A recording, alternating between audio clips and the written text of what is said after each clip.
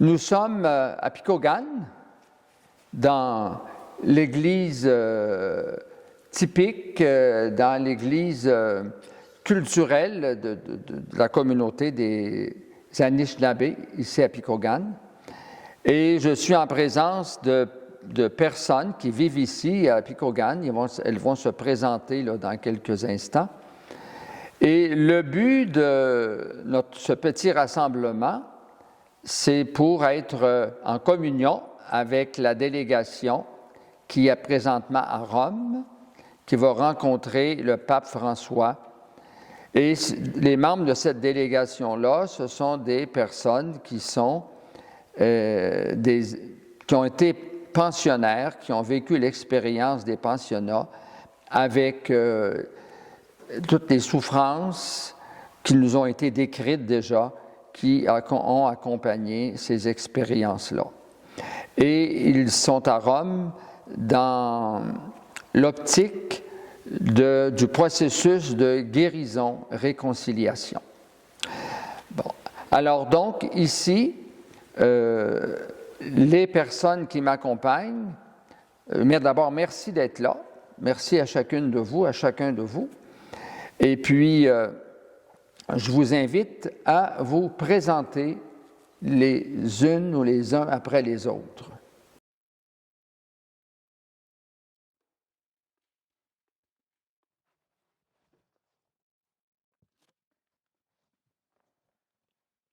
Bonjour, moi je me présente, je m'appelle Suzanne Mowat. Je suis résidente ici à Picogan et je suis aussi responsable de la pastorale ici.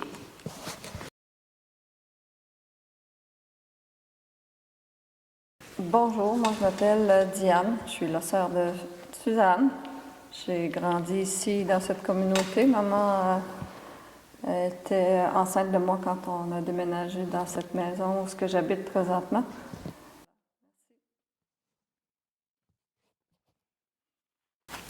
Oui, je m'appelle Julie Mowat, je suis résidente de Picogan. J'ai fréquenté le pensionnat moi aussi quand j'étais enfant. Merci. Alors, moi, je pense que je n'ai pas besoin de présentation, mais je vais le faire quand même.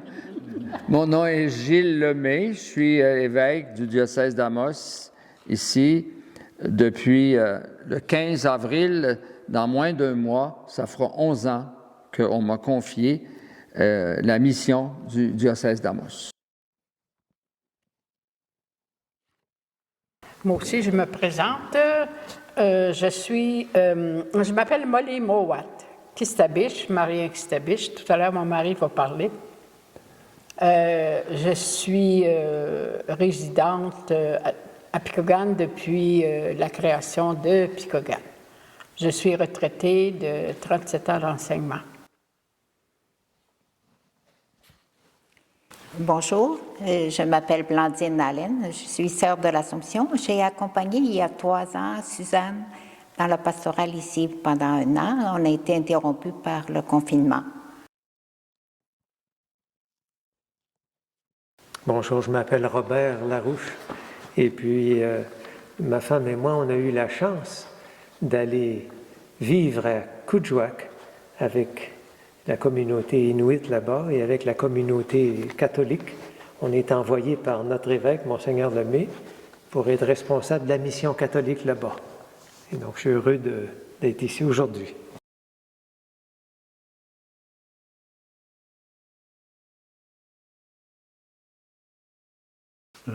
Bonjour tout le monde, je suis Édouard Kistabiche.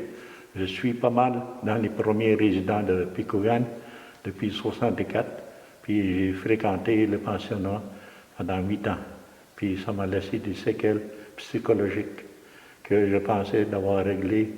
Puis avec les nouvelles qu'il y a aujourd'hui, ça revient de temps en temps. Merci beaucoup de l'écoute. Très bien. Alors, maintenant que vous nous connaissez, vous savez qui nous sommes, ceux qui sont devant vous.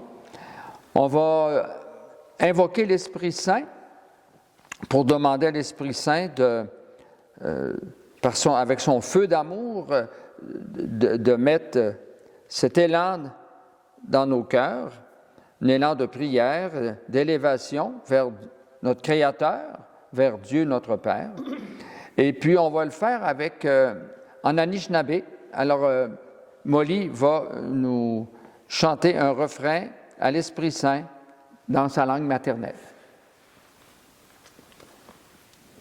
J'implore à l'Esprit Saint de nous éclairer dans nos mots, les mots exacts pour exprimer ce que nous avons ressenti, nous ressentons, et ce qui nous attend l'avenir en tant qu'Autochtones. Oda sijan meno mani duia ni deina pidiga wishinam kagi kwayak kijine ni daman midashwakwik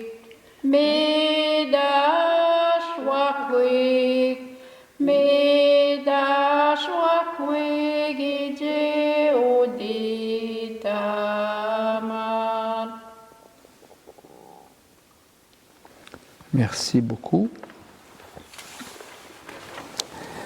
Alors, je reprends brièvement pour que vous soyez tous informés, ceux qui nous écoutez là par le web, de façon en virtuel.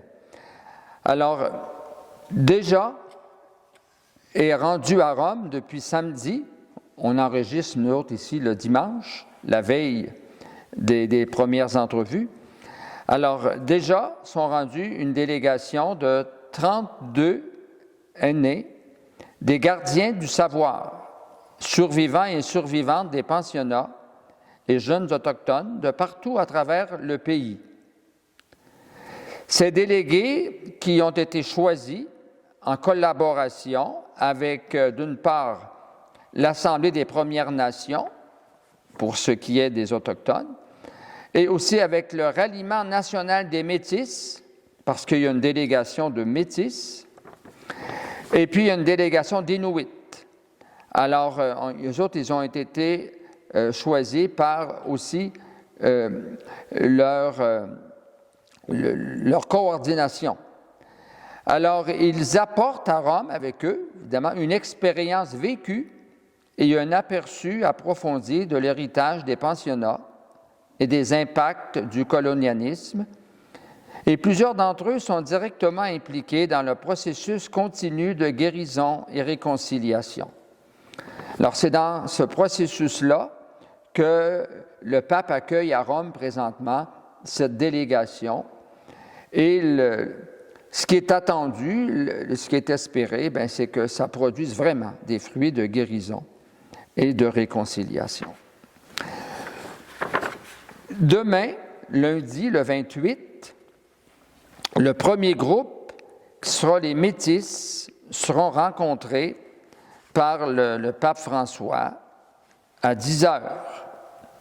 10 heures, ça c'est notre heure à nous, heure de l'Est, ici au Québec. Alors, et puis, chaque groupe aura 1 heure. Donc, la rencontre de chaque groupe est prévue d'une durée d'1 heure.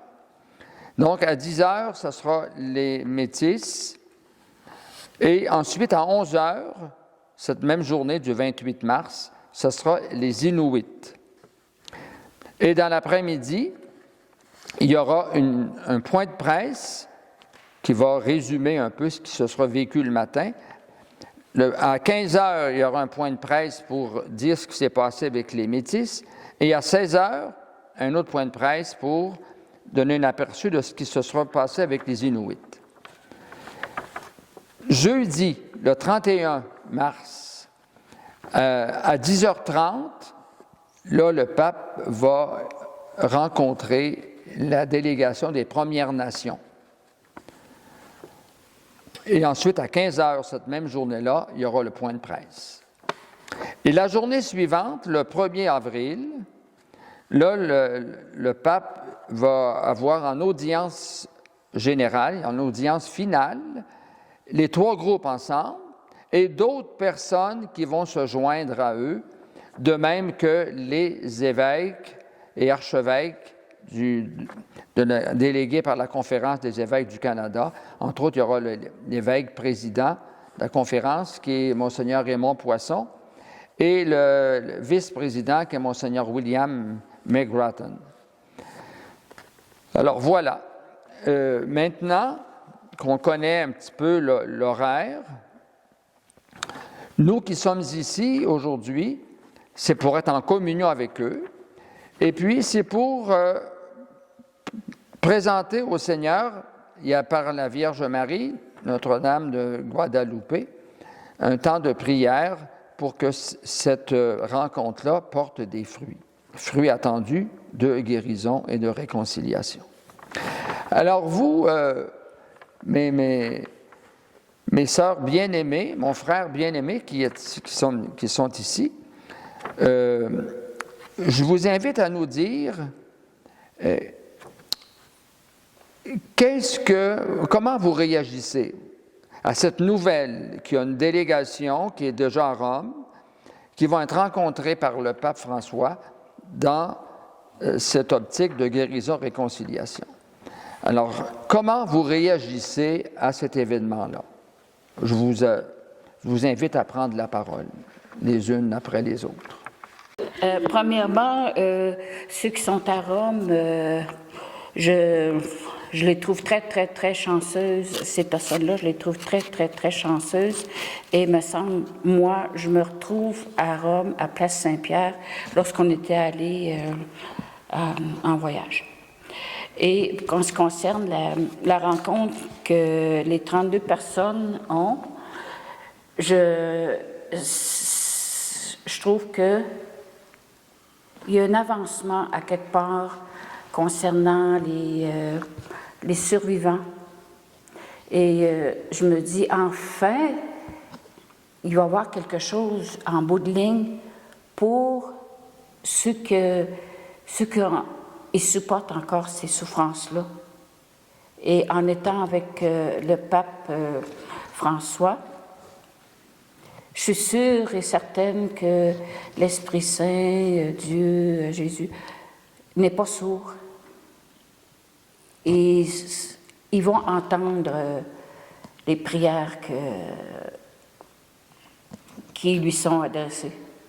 Et je souhaite de tout cœur, qu'il y ait une guérison dans chaque personne qui porte des séquelles, des souffrances, suite quand ils ont fréquenté les pensionnats. Merci, Suzanne.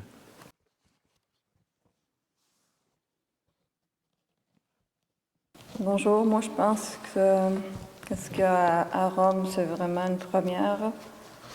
Je pense que dans toute famille autochtone, il n'y en a pas une qui n'a pas été touchée de près par des membres de sa famille qui ont été au pensionnat. Je pense que certains enfants n'ont pas pu se rendre chez eux.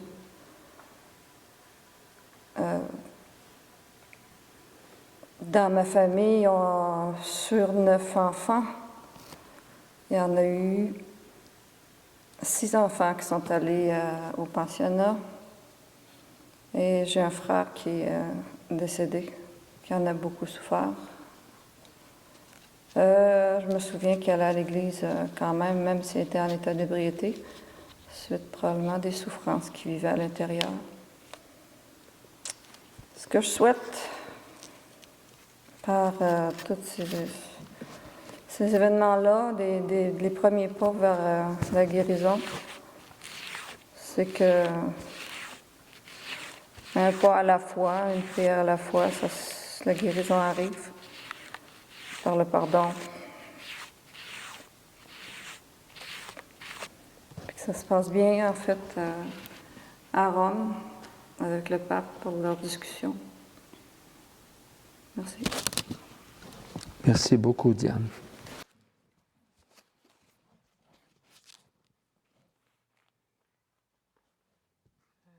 Moi aussi, je suis allée au pensionnat. Oui, il y a des séquelles, elles sont encore là. Donc, il faut apprendre à vivre avec ces séquelles-là. Des fois, c'est pas facile. Ça revient. Mais comme il y a une délégation présentement qui sont là-bas à Rome, je les comprends, qu'est-ce qu'ils vivent.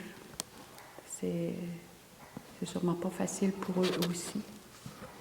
Moi, ce que je souhaite, c'est que notre peuple, les gens qui sont allés dans les pensionnats, leurs enfants, leurs petits-enfants, puissent apprendre à vivre avec ces séquelles-là, ces douleurs-là. Ici, à l'école, ici à Picogan, on a une école. Je les trouve chanceux, nos enfants. Ils fréquentent notre école à nous, à notre image à nous. Je les trouve chanceux. Nous, on n'a pas eu cette chance-là. On était des enfants quand on est partis. Puis je regarde les enfants qui sont dans nos écoles. Ils sont heureux dans nos écoles. Puis j'espère que ça va continuer encore comme ça longtemps, que nos enfants puissent vivre leur enfance. Merci beaucoup, Julie. Je me permets de dire que moi-même, j'ai été pensionnaire à 12 ans. Je suis né, moi, en 1948. Puis, à cette époque-là, dans les villages, dans les campagnes, moi, je grandis mes parents étaient agriculteurs. Donc, j'ai vécu en pleine campagne. Puis, même au village, il n'y avait pas tout le secondaire. Il y avait seulement 8e et 9e année à l'époque. Alors moi, à 12 ans, je suis parti pour aller pensionnaire au Petit Séminaire de Québec pour faire mon cours classique. Puis c'est le chemin, à ce moment-là, qui m'a conduit à devenir prêtre. Mais je me souviens comment, à 12 ans, je me suis ennuyé, comment j'ai pleuré. Je n'ai pas eu de mauvais traitement, non. Mais psychologiquement, c'est quelque chose dont je me rappelle encore. Et je peux comprendre ce que les Autochtones ont vécu au pensionnat. Moi, j'étais dans ma langue, je baignais dans ma langue, dans mon milieu culturel, alors que dans votre cas, ce n'était pas votre milieu culturel.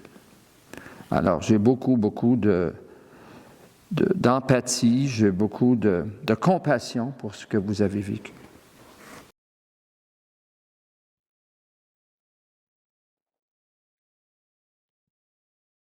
Bon, je vais parler moi aussi un peu de ce qu'on est en train de jaser, mais je ne sais vraiment pas comment commencer, parce que c'est énorme pour moi de vous dire tout ce que nous avons, tout ce que nous vivons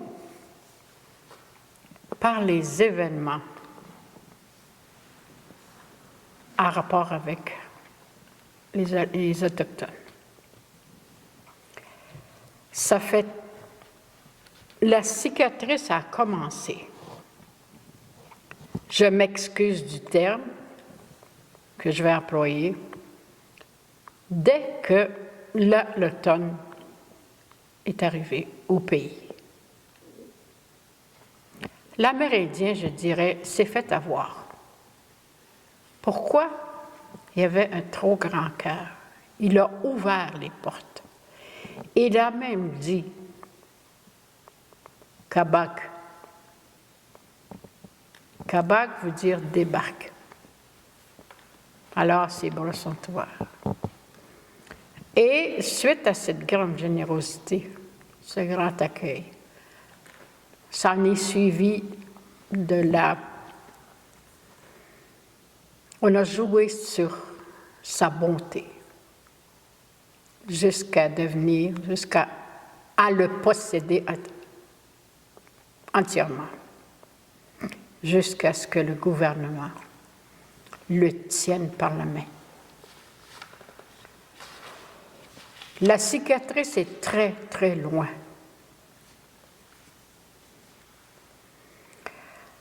Quand le gouvernement a ouvert les pensionnats, ça a été une grande goutte aux blessures. Le gouvernement nous a possédés, je dirais. Ensuite, il nous a mis dans des pensionnats. À ces pensionnats-là, dans le pensionnat, l'Autochtone a subi beaucoup, beaucoup de choses qui lui ont fait très mal. Encore, tout ce qu'on entend dire, la blessure s'agrandit. Comment doit-on réagir en tant qu'Autochtone? C'est de l'incompréhension. Pourquoi nous, Autochtones, on doit subir ça? Le bon Dieu doit savoir pourquoi. C'est pour ça que je me dis, je m'étendrai longtemps à vous parler des blessures qu'on fait aux Autochtones. Nous avons l'école ici. Lorsque j'étais au pensionnat, j'avais 9 ans. Lorsque j'ai vu une fille qu'on l'a balancée par-dessus son pupitre et qu'elle a saigné. Elle était où, la blessure? Elle a saigné, il y avait du sang dans son dos. Elle arrivait du sanatorium. Probablement, c'était une ouverture d'une opération. Et de là, c'est ouvert dans ma tête. Une graine a germé. Lorsque je serai grand, j'ouvrirai une école. Et ce ne sera pas une école comme présentement.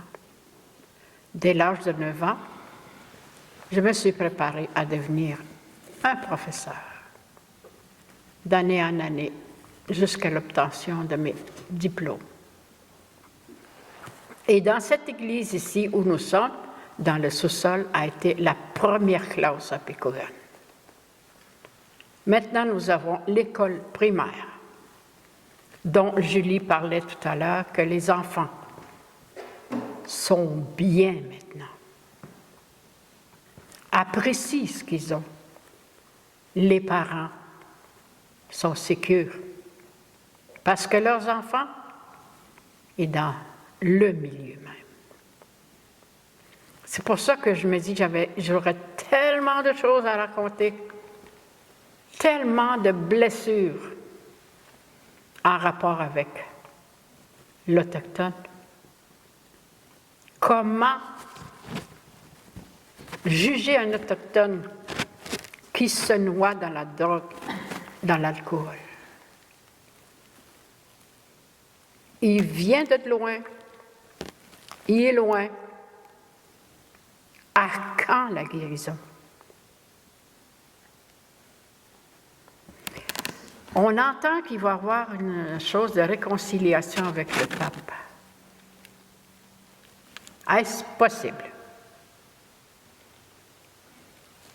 Est-ce que ça va sonner loin dans le cœur de l'être humain? C'est chacun qui doit y penser, qui doit se dire, c'est fini de maltraiter mon prochain qui est Anishinaabe. Merci. Je ne suis pas autochtone, mais je me sens proche et je suis très touchée par ce que vous vivez. J'ai travaillé en Amérique du Sud avec des Autochtones et je me sentais comme une sœur avec eux. J'étais vraiment accueillie dans leur famille. Alors, je veux vous exprimer aujourd'hui comme mon désir d'être aussi proche de vous. Et je demande à Marie, qui défait les nœuds, de faire son travail. Merci. Alors, moi aussi, je suis très heureux d'être ici aujourd'hui, de pouvoir vous entendre ce que j'entends. Ça me touche, Molly, quand tu dis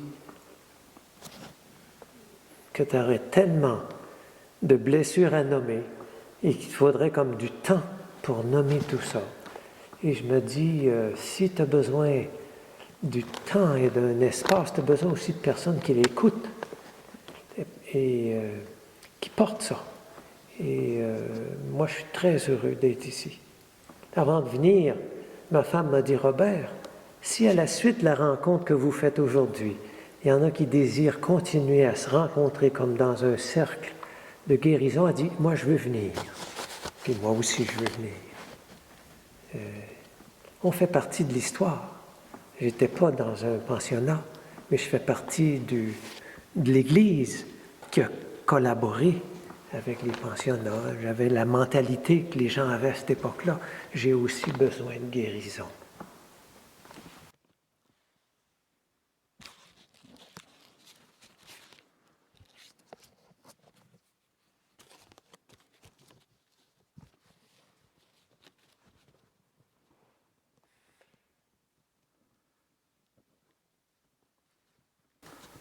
Bonjour tout le monde. Moi, quand j'ai su qu'il y avait une rencontre avec le pape, qu'un groupe était rendu à Rome, qui s'en allait à Rome, ça m'a fait un drôle d'effet. Je me suis dit, pourquoi c'est nous autres qui va demander quelque chose au pape? Pourquoi que c'est pas venu de l'autre bord? Pourquoi pas que l'Église prenne ses responsabilités envers ses oies, ses employés?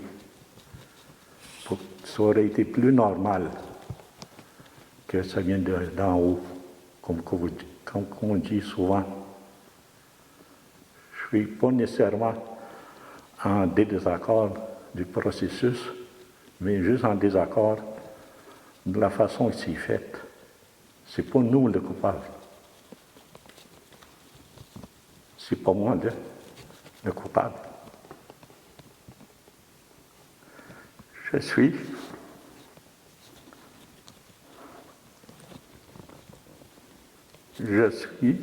un des victimes du système. Depuis 1983, j'ai pris des démarches pour guérir, pour avoir une meilleure vie spirituelle, matérielle et tout ça. Moi, j'ai toujours pensé qu'on avait quelqu'un nommé différemment de vous autres. On l'appelait Kijemando. Dans toutes sortes de langues, il y a eu toutes sortes de noms pour la même personne. Puis on se bat pour cette personne-là, pour qu'il vienne nous en aide. J'ai fait des voyages thérapeutiques dans le bois. C'est là que j'ai trouvé le sens de la vie, le sens de mon chemin. C'est dans la nature. Souvent, j'ai dit à quelqu'un, l'Église y a copié sur nous autres, dans la façon de prier des fois. Juste un exemple, quand il y a un décès, des funéraires, un service quelconque, le célébrant, il passe un genre de fumée de transport qui fait le tour du cercueil. Nous, déjà, depuis des années, on utilise la plume puis le boucan pour se purifier. L'Église n'a pas demandé la permission d'utiliser ce qu'on avait. C'est certain que j'en aurais des affaires à dire concernant ma langue. J'ai mangé du savon parce que j'ai parlé de la conquête au pensionnat. Là, c'est dur de croire qu'il va y avoir un processus positif à l'autre bout, malgré la bonne volonté du monde. Quand ça vient d'une autorité spirituelle, disons, j'ai de la misère. J'ai de la misère à croire que la guérison est proche. Dans ce processus-là, ça fait longtemps que je le dis, on a oublié les parents. On parle beaucoup des enfants. Les parents aussi ont été les premiers à souffrir. Quand il y a 9, 10, 5 dans une maison, puis tout d'un coup, la moitié de tes enfants s'en vont pour une période où tout d'un coup que la maison est vide parce que les 4 enfants sont partis sur 5, ça doit faire mal. Et pourtant, ces gens-là ont beaucoup cru à l'Église. Ils les pensaient sympathiques, ils pensaient qu'ils voulaient leur bien. En quelque part, ça a été un choix pénible pour les parents. Il n'y avait pas moyen de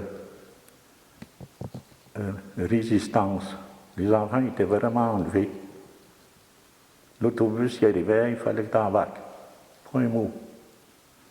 Ils sautaient certains enfants du bois. J'ai connu certains enfants que la police est allée chercher. L'Église puis le gouvernement ils ont utilisé toutes sortes de moyens pour nous sortir de nos manières de vivre. C'est certain que je vois dans des cérémonies, comme ici, à la cathédrale, puis des choses, j'essaie de trouver un espace pour mon esprit, mon bien-être. J'en veux pas nécessairement aux personnes qui sont là. C'est le processus que j'ai envie que ça ait été fait. On aurait pu grandir ensemble comme le Saint Chirmopon il dit, c'est 2 cultures qui grandissent ensemble, côte à côte, avec des canaux de communication. C'est ça, ça aurait été le fun.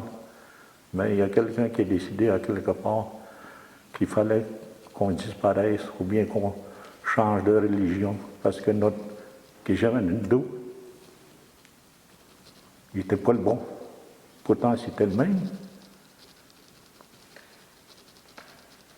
Merci beaucoup d'être là. Merci de m'avoir écouté. Je suis ému de vous entendre, chacune et chacun de vous. comme l'a dit Robert, c'est un moment d'histoire, c'est un moment qui nous est offert pour faire des pas de plus dans la guérison et la réconciliation. Mais comme vous avez exprimé, on fait un pas à la fois. Moi, je suis déjà venu dans cette église ici pour présider d'autres célébrations. J'ai présidé, entre autres, à quelques reprises, des confirmations ou, durant la Semaine sainte, des célébrations liturgiques. Mais c'est la première fois que j'ai l'impression que je me sens entrer plus profondément dans votre histoire. Ça me touche beaucoup, puis je me sens encore beaucoup plus proche de chacun et chacune de vous. Comme évêque du diocèse, je présente au Seigneur chaque diocésaine. Je prie pour les Autochtones, par l'intermédiaire, entre autres, de Sainte Cathérie Tekakwitha. J'ai demandé d'ailleurs que Sainte Cathérie Tekakwitha devienne un peu comme la copatronne du diocèse, parce que je sais que sa mère était algonquine, sa mère était Anishinaabe. Bon, alors, pour terminer, j'implore Sainte Cathérie Tekakwitha d'avoir un rôle important, spécial, dans ce processus de guérison et de réconciliation. Il nous est proposé une prière par l'intermédiaire de Notre-Dame de Guadalupe. C'est la Vierge Marie qui est apparue en 1537 au Mexique à un Aztèque, un indigène du milieu qui s'appelait Juan Diego. Alors elle lui est apparue. Et puis, ce Juan Diego, d'ailleurs, a été canonisé. Il est maintenant saint Juan Diego. Il est canonisé par le pape Jean-Paul II en 2002, lorsqu'il était venu à Toronto pour les Journées mondiales de la jeunesse. Il avait fait un arrêt au Mexique pour le canoniser. Alors, maintenant, on va prier dans 3 langues par l'intermédiaire de la Vierge de Guadalupe, puis on va ajouter Sainte Cathérie Tekakwitha, puis Saint Juan Diego. Alors, ce sera une prière en français. Il y en aura une en Anishinaabe et une en Inuktitut. On va en allumer un pour chacune des cultures, avant chacune des prières. OK, très bien. Pour ajouter à la réunion que nous sommes en train de vivre, je veux partager avec vous autres une expérience, moi je peux appeler ça extraordinaire.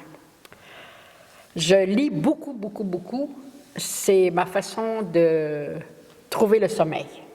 Je lis le soir dans mon lit, jusqu'à temps que mon livre tombe sur mon nez. Quelqu'un m'a passé un livre, je peux-tu appeler ça la Bible, je ne sais pas. Le titre, c'est « Le Christ est amérindien », que j'ai partagé avec quelqu'un qui étudie la Bible. Combien ce livre-là m'a transformé dans la foi que c'est inné en moi, qui m'a été donnée par mes parents.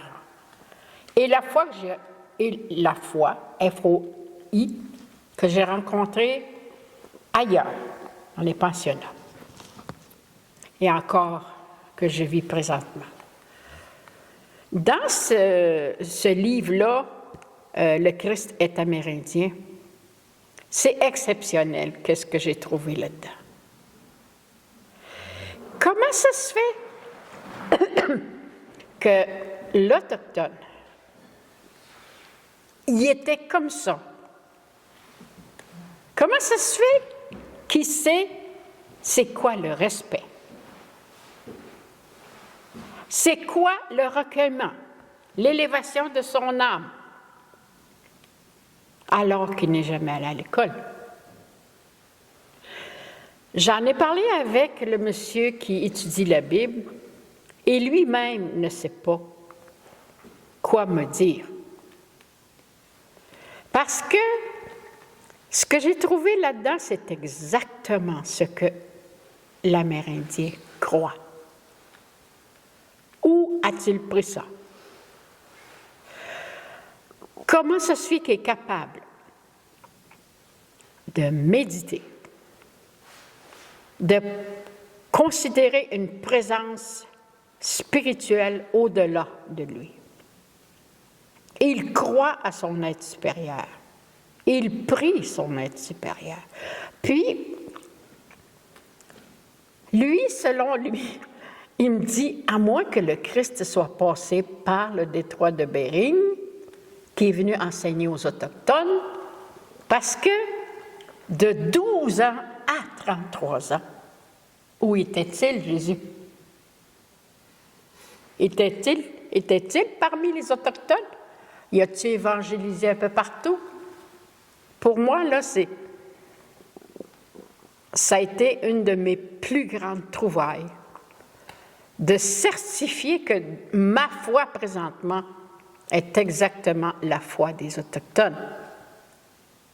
Et je prends la foi de ce que j'ai appris, ce qui fait mon affaire. Ce dans où je suis bien. La méditation, le respect de l'autrui, de l'univers, de la nature, de tout. Il y avait tout ça, lui. Et on l'a banni. On l'a écrasé. On a voulu le changer. À chaque fois que je pense à ce livre-là, je me dis, est-il possible que l'être humain soit si... C'est tout ce que j'avais à partager. Si jamais vous voulez avoir ce livre-là, là, je le lis à la maison. Ça s'appelle « Le Christ est-il amérindien ». Merci, Molly. Alors, maintenant, donc, notre prière qui sera en 3 langues. Je propose qu'on commence en Anishinaabe, parce que c'est les Premières Nations. Vous étiez ici avant les Français. Alors, ce sera donc en Anishinaabe. Ensuite, en Inuktitut, puis on complétera en français.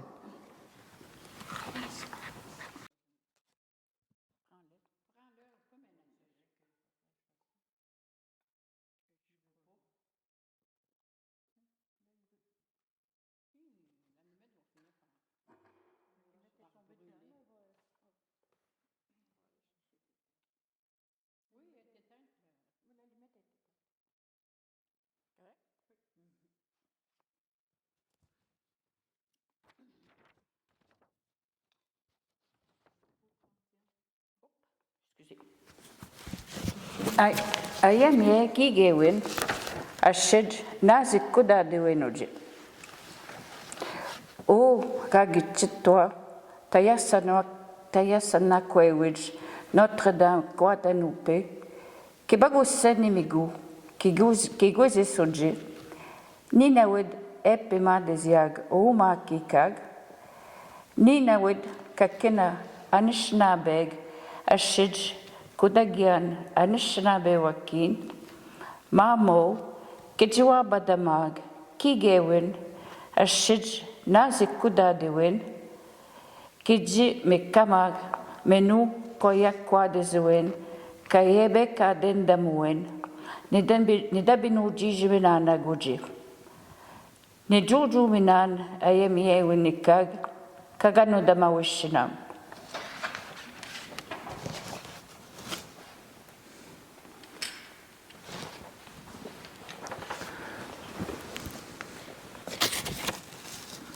Pour faire suite, ce sera en Inuktitut. Alors je vais dire la prière en Inuktitut et je vais traduire chaque phrase. Je les modifie un peu parce que vous savez que les Inuits sont du Nunavik. Les Inuits du Nunavik sont presque tous anglicans ou de l'Église évangélique. Donc j'ai rendu notre prière plus écuménique pour être un peu le reflet des Inuits. Et je vais traduire en anglais. Parce que s'il y a des personnes de langue anglaise parmi les Premières Nations qui nous écoutent, ou des Inuits qui nous écoutent, qui puissent aussi être inclus dans notre prière. Ata atavut, taitsumani, amosmi nunavim milu, uvagut, hadlunat, anititsilorximahugut, adlanidlu inunnilu. O Father, our Father, some time ago here in Amos and in Nunavik, we, the Halunat, which means the Francophones and the Anglophones, we have hurt the First Nations and we have hurt the Inuk people. Ullumi hachialid lari pugut. Today, we are humiliated, we are regretful. Ata atavut, ullumi, adlailu, haludnalu, inuidlu, arkitoriachachrugut, katuchi chatigigianga rumatsuta, arkrutinik nutanik, today, our Father, we, First Nation people, Inuit people, Francophone and Anglophones, we all need to be healed. And we want to gather together. We want to walk in a new road together. Saimma simanirmik piyumavugut, uvatinut ritornatinudlu. We want peace for ourselves and for our children. Ata atavut, our Father. Jesusi Mary Yusipi, ikayulor zinga, ikayulor mitigut. Our Father, Jesus, Mary, Joseph, help me, help us.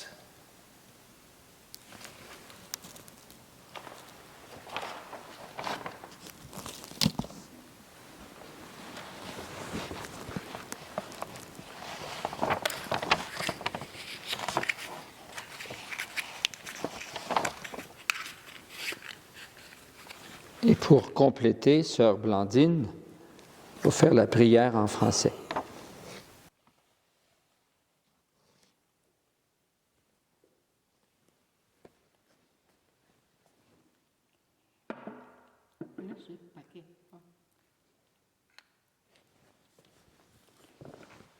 Ô Vierge Marie, Notre-Dame de Guadeloupe, par votre intercession auprès de votre Fils, nous qui vivons sur cette terre, membres des peuples autochtones et d'autres communautés, tous ensemble, que nous puissions expérimenter la guérison et la réconciliation au long de ce chemin transformé de justice et de paix pour nos enfants.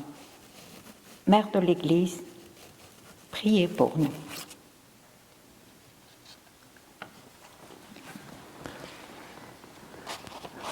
Oui, Mère de l'Église, priez pour nous. Et Sainte Catherine Tekakwitha, priez pour nous. San Juan Diego, priez pour nous. Ainsi va prendre fin notre rencontre de partage, de communion entre nous et aussi en communion avec la délégation qui est à Rome et qui, à partir de ce 28 demain, va rencontrer le pape François. De tout cœur, merci de votre, je dirais, du cœur que vous avez mis au partage de cette activité qu'on vient de vivre ensemble. Alors, merci. Et puis, on se donnera on va être à l'écoute de ce qui va se passer à Rome jusqu'au 1er avril. C'est le 1er avril. De fait, le pape François, il commence par écouter. C'est son habitude. D'ailleurs, on est en synode actuellement sur la synodalité. Le pape François attache une importance qu'aucun autre pape a prêté avant à l'écoute. Alors, il va d'abord écouter durant 1 heure chaque délégation, et après ça, il va vraiment réagir, il va vraiment répondre. Alors, on pourra se rencontrer après pour échanger là, après le 1er avril, si vous êtes d'accord, on pourra se rencontrer pour mettre en commun ce qu'on aura entendu, faire des commentaires, nos impressions, etc. Encore une fois, merci beaucoup. Et puis, donc à bientôt.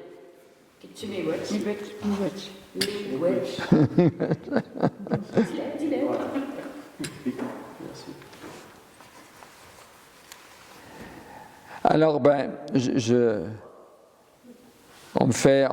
m'en vais vous bénir, demander au Seigneur qu'il vous souhaite, qu'il vous remplisse de tous ses bienfaits.